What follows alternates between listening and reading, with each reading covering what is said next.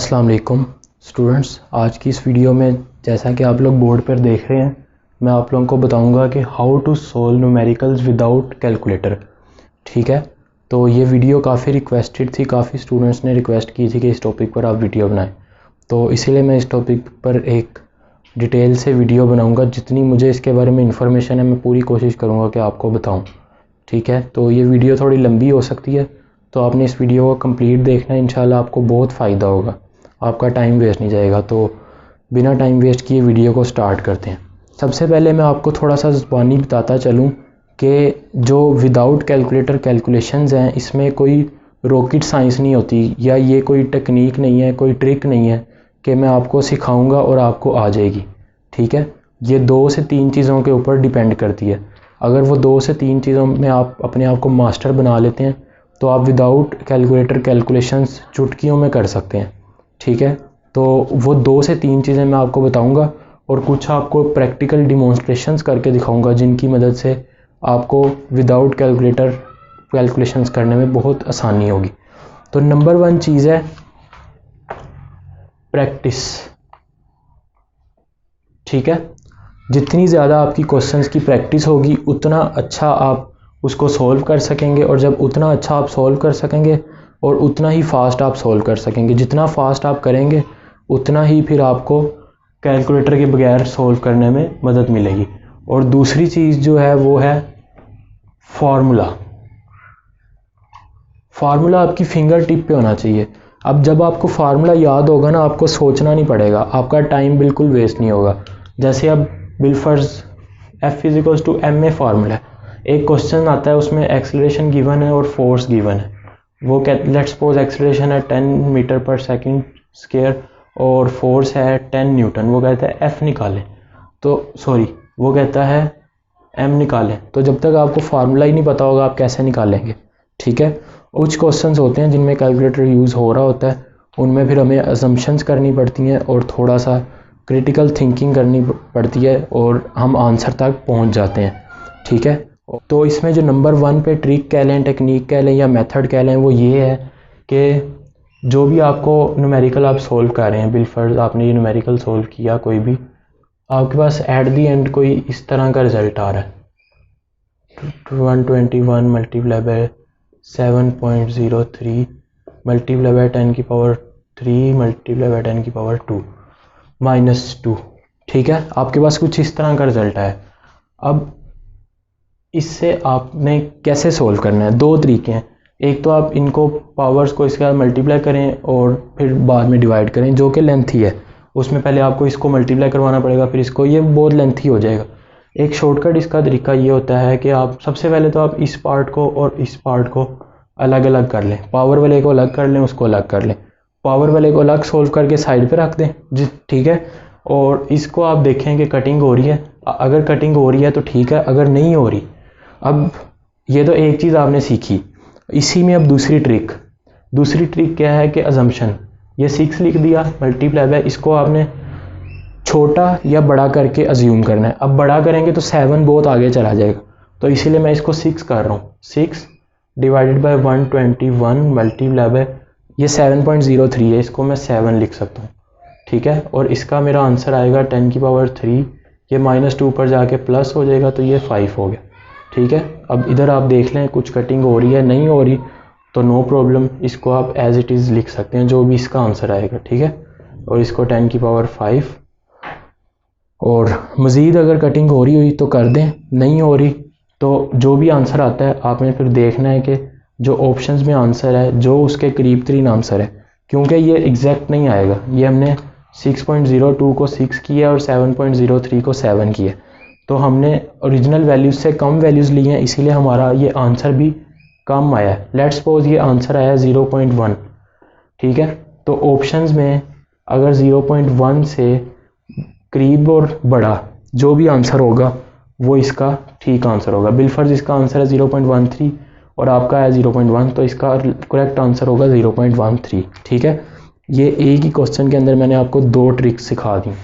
दूसरे नंबर पे आपने ये कोशिश करनी है कि आप जब प्रैक्टिस कर रहे हो, अब जो स्टूडेंट्स FSC में है वो ज़्यादा अच्छे तरीके से इस पर अमल कर सकते हैं, आपके पास तो टाइम कम है। अब जब आप प्रैक्टिस कर रहे हैं तो आपने कैलकुलेटर का इस्तेमाल बिल्कुल नहीं करना, ठीक है। प्रैक्टिस के दौरान आपने कैलकुलेटर बिल्कुल यूज़ नहीं करना। और जो एफएससी के स्टूडेंट्स हैं उनको भी मैं यही रिकमेंड करूँगा कि अभी आप लोगों का पार्ट 1 और पार्ट 2 चल रहा है, आप लोग अभी से ही कैलकुलेटर की आदत कम कर दें, ठीक है। बोर्ड के क्वेश्चन में भी कुछ ऐसे न्यूमेरिकल्स होते हैं जो बगैर कैलकुलेटर के हो सकते हैं, तो आप कैलकुलेटर की आदत को कम कर दें, इससे आपका एंट्री टेस्ट में बहुत फ़ायदा होगा। और तीसरी चीज़ जो है वो समझ लें एक बोनस टिप है आप लोगों के लिए, ये मैंने ख़ुद ईजाद की है, ये पर्सनली मैं ख़ुद यूज़ करता था एंट्री टेस्ट में और इससे मुझे बहुत फ़ायदा होता था और मैं शेयर करना चाहूँगा आप लोगों से भी। तो इसका कुछ मेथड इस तरह से होता है कि आप देखें, जितना मर्ज़ी कॉम्प्लेक्स से कॉम्प्लेक्स मल्टीप्लाई का आपके पास स्टेटमेंट बन जाए, आप न्यूमेरिकल सोल्व कर रहे हैं, आपके पास कॉम्प्लेक्स से कॉम्प्लेक्स मल्टीप्लिकेशन की स्टेटमेंट आ गई है, शर्त यह है कि वो आखिरी स्टेप है। मैं मिसाल देता हूँ, यही मिसाल ले लें F = ma की, ठीक है। अब फोर्स आपके पास, फोर्स आपने निकालनी है, अब फोर्स आपने निकालनी है, ठीक है। मैस आपके पास गिवन है 100 kg और एक्सेलरेशन है 50 मीटर पर सेकेंड। तो अब आप इसको इसको थोड़ा कर लेते हैं, कॉम्प्लेक्स कर लेते हैं ना, इसको कर लेते हैं 63 और मैस को कर लेते हैं 42, ठीक है। 42 kg और 63 मीटर पर सेकेंड। अब इसका जब ये फोर्थ नंबर है, इसका जब फार्मूला मैं लगाऊंगा F = ma, तो m आपको पता है 40, अच्छा पहले a लिख लेते हैं 63 मीटर पर second square multiply by 42 kg, ठीक है। ये kg और मीटर पर सेकेंड तो न्यूटन हो गया। अब ट्रिक क्या है, आपने इसको पूरे को सोल्व करने नहीं बैठ जाना, ठीक है। आपने सबसे पहले तो इसमें भी अब दो पॉसिबिलिटीज़ हैं, या तो पहली ही ट्राई में आपका आंसर आ जाएगा, ठीक है। अगर तो पहली ट्राई में आ जाता है तो आपका क्वेश्चन ऐसे चुटकियों में सोल्व होगा। अगर पहली ट्राई में आंसर नहीं आता तो फिर आपको दोबारा से वापस जाने की ज़रूरत नहीं है, आपने पहले ही देख लेना कि पहली ट्राई में होगा या नहीं। पहले आप कैसे देखेंगे, आपने सबसे पहले इसको मल्टीप्लाई करा देना 3 2 ज़ा 6। आपने जितनी भी बड़ी नंबर है, जितना भी बड़ा नंबर है, ये तो 2 डिजिट नंबर है ना, चाहे 6 डिजिट हो 7 डिजिट हो, जितने भी डिजिट का नंबर है, आपने उस डिजिट का आखिरी नंबर और दूसरे डिजिट का आखिरी नंबर, ठीक है। लेट्स सपोज यहाँ n नंबर्स हैं, आपने उन सब के आखिरी नंबर्स को आपस में मल्टीप्लाई करवाना है। बिलफर्ज ये 3 2 ज़ा क्या हुआ 6, तो ये 6 यहाँ पे आ गया। अब जो आपका फोर्स का आंसर आएगा ना, उसका जो आंसर होगा उसका आखिरी वर्ड 6 होगा। अब अगर तो ऑप्शन में A B C D, option कुछ इस तरह है कि dash dash dash dash dash dash dash dash, एक है 6 7 8 9, ठीक है। ये डैश डैश कोई भी वर्ड है, तो अगर तो सिर्फ एक ही आंसर में 6 है तो फिर तो आपको दस्ती पता लग गया A आ गया, ठीक है। अगर एक आंसर में नहीं है, 2 3 में 6 है, तो फिर आप कैसे जज करेंगे? फिर आप देखेंगे कि यार इनका जब अगर मैं मल्टीप्लाई करूं, आप अंदाज़न देखेंगे। अब एक और ट्रिक है मल्टीप्लिकेशन की, वो भी मैं आपके साथ शेयर करता हूँ। अब देखें 63 को आपने तोड़ना है, आपने लिखना है 60 + 3 मल्टीप्लाई बाय 40 + 2, ठीक है। अब ये 60 × 40 कितना हो गया 240, ठीक है। और 60 120, ठीक है। और ये 340 कितना हो गया 120, और 3 2 ज़ा कितना हो गया 6, 240 + 120 + 120 480 + 6 486, 6 आपका आंसर आ गया। आप इसको अगर डायरेक्ट मल्टीप्लाई करते 63 × 42 तो आपका आंसर थोड़ा देर से आना था, इसको तोड़ के मल्टीप्लाई किया तो आपका आंसर जल्दी आ गया। एक और एग्जांपल से समझाता हूँ, आपको अच्छे से समझ आएगी। ये देखें, ये 4 नंबर लिखे हैं 123 multiply by 421 multiply by 242 multiply by 353 4, ठीक है। ये मैंने कॉम्प्लेक्स से कॉम्प्लेक्स जो मैं प्रॉब्लम ले सकता था मैंने वो ली है। अब आपने सबसे पहले तो वो अप्रोच इस्तेमाल करनी है जो मैंने आपको बताई है।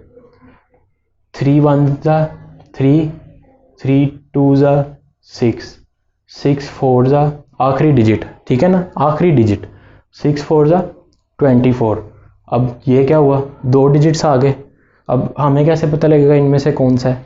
इनमें से होगा राइट वाला, ठीक है।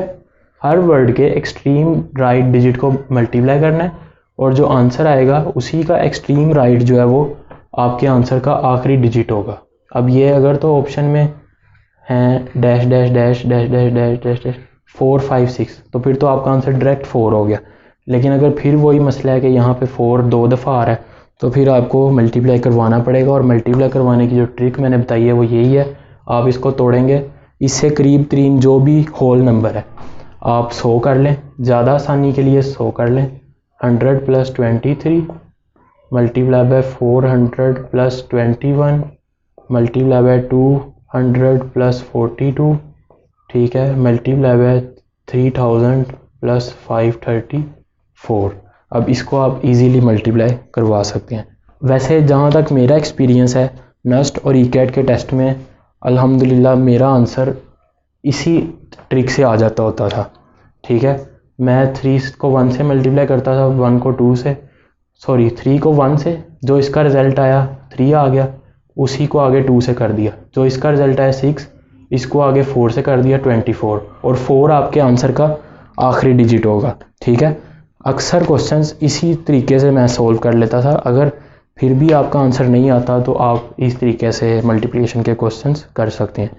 तो ये कुछ मेथड्स थे जिनकी मदद से आप लोग एंटी टेस्ट में बगैर कैलकुलेटर के बहुत अच्छा परफॉर्म कर सकते हैं और एफिशिएंटली वर्क कर सकते हैं। और दूसरी चीज़ जो मैं आपको बताना चाहूँ कि एंटी टेस्ट के अंदर आपने दिमाग से कैलकुलेशंस करनी होती हैं। अब ये देखें, आपको डिटर्मिनेंट निकालने का आया है कि 1 2 3 4, इसका डिटर्मिनेंट निकालें, तो आपने माइंड में कैलकुलेशन करनी है। 4 1 4 और 2 3 6, 4 - 6 - 2, ठीक है। इस तरह से आपने एफिशिएंटली वर्क करना है और माइंड से कैलकुलेशंस करनी है। मैथमेटिक्स के 80 से 90% क्वेश्चंस, बल्कि 100% ही ऐसे होंगे जो आप माइंड से ही कैलकुलेट कर लेंगे, ठीक है। कोई अगर पॉइंट्स में वैल्यू हो तो वहाँ आप फंसेंगे, वरना आप नहीं फंसेंगे। और दूसरी चीज़, अजम्पशन आपने लाजमी करनी है, ठीक है। अजम्पशंस एंटी टेस्ट में बहुत फ़ायदा देती हैं, लेकिन एक चीज़ का आपने ख्याल रखना है। जैसे आपने नोट किया होगा, मैंने जो क्वेश्चन आपको पहले करवाया था उसमें आपने देखा होगा 6.02 को मैंने 6 किया और 7.03 को मैंने 7 किया। मैंने दोनों को कम किया है। या तो आपने दोनों को कम करना है या आपने दोनों को बढ़ाना है, ठीक है। अगर आप एक को कम करेंगे, एक को बढ़ाएंगे, एट दी एंड आप फैसला नहीं कर पाएंगे कि आपने छोटे आंसर को चूज़ करना है या बड़े आंसर को। अब एक और मिसाल दे के समझाता हूँ। देखें, आपका एक क्वेश्चन आया, वहाँ पे आप पहुँचे 1.01 पे, ठीक है, और एक वैल्यू आई 2.01। अब आपके पास दो ऑप्शन हैं, या तो आप इसको 2 कर दें और इसको 3 कर दें। दूसरा ऑप्शन है या इसको 1 कर दें या इसको 2 कर दें। अब इसमें नुकसान क्या है? अगर आप इसको 2 करते हैं ना तो आपके आंसर में बहुत बड़ा डिफरेंस आएगा, जो कि आपके लिए नुकसानदेह है। आपको आंसर चूज़ करने में मुश्किल होगी, क्योंकि बहुत बड़ा डिफरेंस है 1.01 और 2 के दरमियान, और 2.01 और 3 के दरमियान भी बहुत डिफरेंस है। तो आपने करीब 3 नंबर लेना। अब इसके करीब 3 नंबर है 1 और 1.01 के दरमियान नेग्लिजिबल डिफरेंस है, और 2 और 2.01 के दरमियान नेग्लिजिबल डिफरेंस है। करीब 3 आपने होल नंबर लेना है, ठीक है। और इसको जब आप इसको दोनों को मैंने छोटा लिया, जब मैं इसको रख के सोल्व करूँगा तो मेरा जो आंसर आएगा 2 और 1 लेकर, वो ओरिजिनल आंसर से छोटा आएगा, ठीक है ना। क्योंकि मैंने 1.01 की जगह 1 लिया और 2.01 की जगह 2 लिया, तो मेरा ओरिजिनल आंसर से छोटा आंसर आएगा। बिलफर्ज मेरा आंसर आता है 1.8, और ऑप्शंस हैं 2, 1.9, 1.8 और 1.7। तो मैंने जो अजम्पशन की थी उसके मुताबिक मेरा 1.8 है, लेकिन ओरिजिनल आंसर क्या होगा? 1.8 से छोटा, तो सी हो गया, ठीक है। यह उम्मीद है आपको समझ आ गई होगी। तो आज की वीडियो में बस इतना ही था। अगर आपको वीडियो पसंद आई है तो वीडियो को लाइक करें और अपने दोस्तों के साथ शेयर करें, और मुझे बताएं कि क्या ऐसी वीडियोस वाइट बोर्ड वाली मुझे और बनानी चाहिए। कि अगर आप मज़ीद इस तरह की वीडियोस देखना चाहते हैं तो मेरे चैनल को लाजमी सब्सक्राइब करें। और आज की वीडियो में बस इतना ही था। मिलते हैं किसी अगली वीडियो में, तब तक के लिए अल्लाह हाफिज़।